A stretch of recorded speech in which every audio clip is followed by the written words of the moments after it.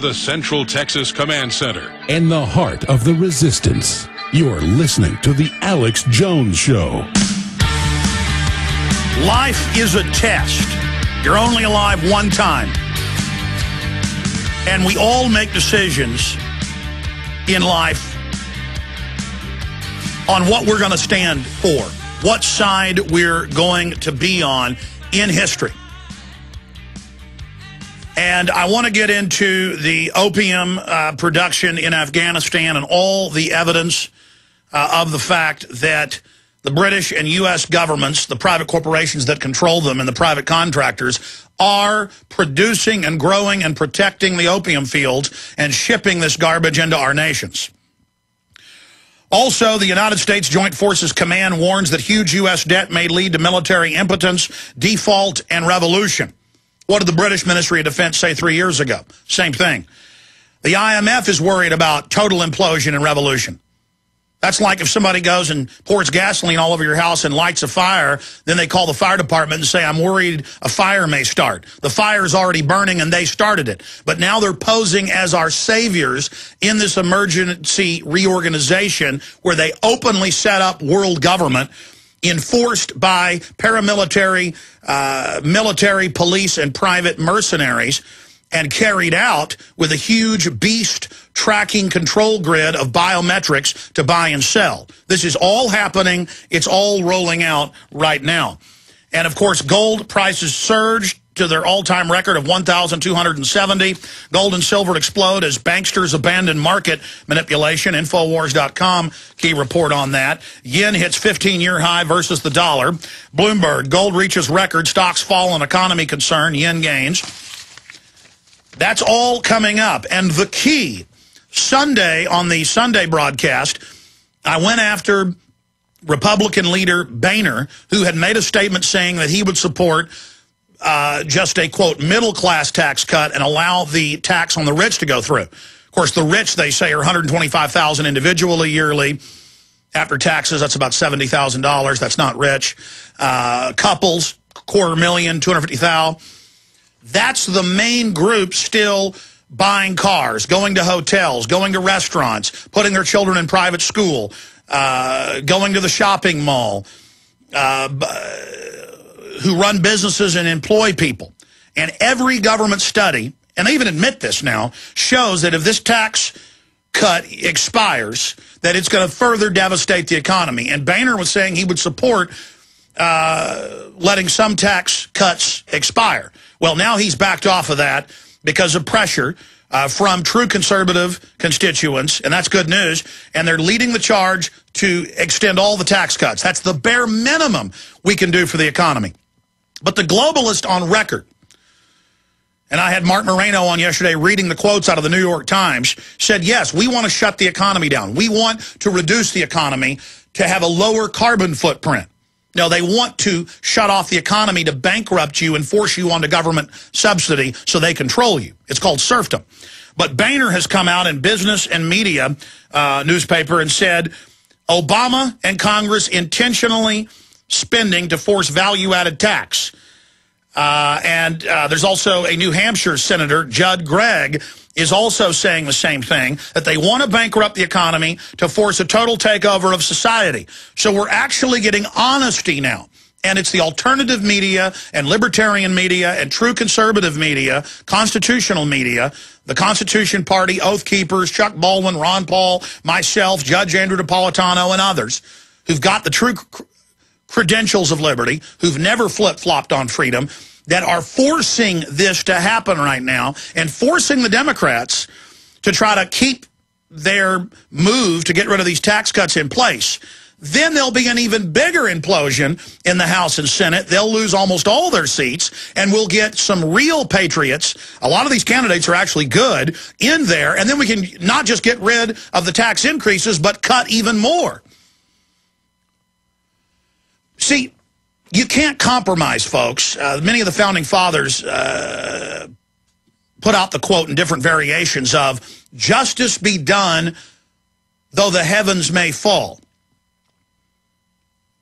I heard a talk show host yesterday saying, oh, well, even if there's evidence of 9/11 being an inside job or the government having prior knowledge and letting it happen or whatever the case is, should we allow this to come out? This could destroy total confidence in the government and everything could collapse. Well, it doesn't matter. I don't think that's the case, but the corrupt forces that have taken over our government, they will collapse. I mean, that's the issue. You've got to do the right thing no matter what happens. And I go back to this, and I want to talk about this now that I'm getting into the economy and a lot of other key issues. Because it's important. I don't really know anybody else who's ever been in a syndicated talk show host position who's been offered to be a big, giant national host, who's basically been offered the job that Glenn Beck has before Glenn Beck was even on the scene. And it wasn't hard for me to say no to those offers because I was told, you'll just be a mainline firebrand Republican. No more of this conspiracy stuff. Besides, Alex, we know it's just a stick. We know you don't mean all this. And I'm like, of course I mean all this. See, I care about the truth, and I care about my family and my family name. I was thinking about this weekend. I had this image or almost vision in my mind of being an old man and having a heart attack and collapsing down on the grass. In this vision or this image I had in my mind, I pictured myself as an old man, and it was so real. And I was collapsing, having a heart attack, and I was in great pain. And as I fell onto the grass, I had this last parting image of my healthy grandchildren, of my children, of a safe society, of a society that guards liberty and honor and defeating the globalist. And that if I can just die knowing that we made the world a better place than we left it, then that's total victory. And I had that intense image, and it was really a great comfort. That is fulfillment. It's not houses or cars or women or power. And last night we were up here researching government psychological warfare manuals written by Edward Bernays and others, and it was going back almost 90 years ago. It was about 1920 or so. This particular document, Bernays said, media is honored in the United States, newspapers mainly, and radio was being developed. Media is honored for being muckrakers, for really telling the truth, for exposing corruption and letting the chips fall where they may. And that's the newspapers people buy. And he said, how we're going to get them is we're going to start these press correspondence dinners.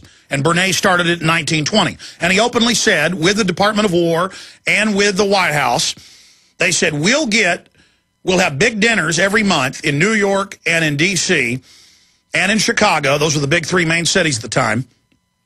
And we'll bring them in and influence peddle and let them be with the movie stars that were emerging and with famous writers and with the politicians and smooze with the bankers so that it's a social club like a fraternity. And so these people will be afraid to expose corruption or they won't be invited to the party. And then at the parties, they can basically be bought off by these cliques. And I was watching a correspondence dinner from last year with Glenn Beck wearing his skull and crossbones cummerbund or corset. And I was watching the Democrats, the Republicans, all of them together, and I was going back to what Jesse Ventura said in Obama Deception about how it's like professional wrestling. During the day, they get up there and fight with each other, Republicans and Democrats. But at night, they go out and have dinner and get drinks together, and their daughters and sons marry each other. And, Mary Madeline's married to Carville. And you've got these other families where one brother's the Republican strategist, the other brother's a Democratic strategist. And they're just playing the field. And that's what Fox News does with its different holdings. They'll put out a globalist, carbon taxing, anti-gun message on TV, but put out a we're conservative on Fox News, owning the market, owning the full spectrum. And I was watching the correspondence dinners as they're led into the big facility, and they let fans in to cheer and yell and the news camera shows them, that's the image of the public who's watching the TV. That's the mirror image of them, that this is important, that this is what matters. And then the Hollywood people, the music stars, the TV stars, these racehorses being led in and puffing up and getting off on talking to the media and getting off on being seen by the crowds and being led in to be compromised all together in this spectacle. And then I'm reading the warfare manuals, how they did it. And so that's the issue here. Not only have I refused to sell out to all of that, we've gone in and created a third way versus the fake left and fake right, and Hollywood is on fire with many of the biggest names who now are obsessed with the New World Order, global government, eugenics. They know all this information, and there's a fight in Hollywood going on in at least the last 6 years with the old line producers and the big corporate owners trying to threaten and suppress a total revolt of all the Hollywood people to stop playing the part of fake liberals and eugenicists and to break out and say no to James Cameron and say no to Steven Spielberg. I mean, I have this directly. You heard Michael Braverman, big TV producer, without me even bringing it up, say this a few months ago on the show. I mean, you wouldn't believe the names. I can tell you Bruce Willis. I can tell you Keanu Reeves. I can tell you Charlie Sheen, Willie Nelson, Jesse Ventura. I can tell you Woody Harrelson. I can tell you some of those names, but the other ones are even bigger. Okay, I'll tell you. Brad Pitt. You want me to keep going? But they're still scared to go totally public because if they do, they'll be destroyed. We're taking their icons away, getting them to free their own minds. We're this close to victory, folks, if you'll just realize that. You understand that? We're taking their Hollywood system away from them right now. We are engaging them. We'll be right back.